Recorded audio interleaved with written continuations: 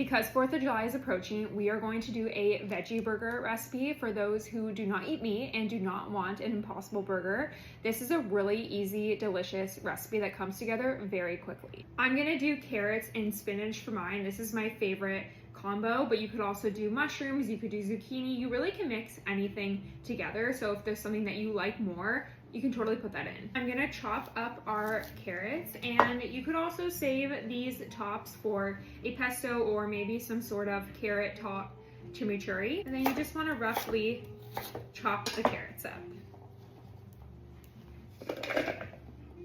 I have a lot of fresh spinach from the farmer's market, so we're gonna add a bunch of that in.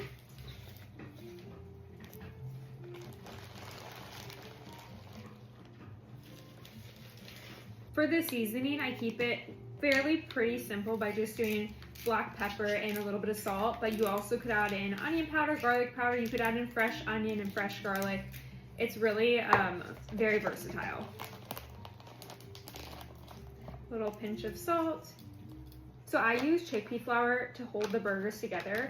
Before blending, I like to add just a little bit in and then blend it all together. And then we'll add more afterwards.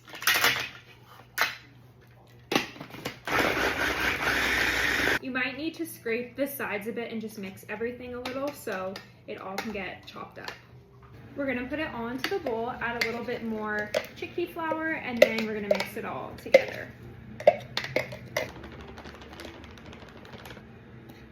Now for this part, you really do want to use your hands. It's just easier to make sure every piece is coated with chickpea flour and that you can make sure it's all actually sticking together. You roll it into one big ball, and then we're going to put it into separate patties. I have a parchment lined baking sheet, and I'm just going to roll these now into patties, and then you want to make sure you mash them down. Here's our patties. I like to add a bit of oil around each one so that they get nice and crispy. We're going to bake them in the oven maybe for about 20-30 minutes, and halfway through you're gonna flip them until each side is really nice and crispy. We wait for the burgers to finish. We're going to do our toppings. We have a little yellow tomato, we have a red onion, and we have this gorgeous little gem lettuce, which is what we're gonna wrap the burgers in instead of using a bun. And then I'll probably add on some mustard and maybe some microgreens on top. Burgers are really tiny. A tomato of this size pretty much works very well, so we're gonna use a mini one.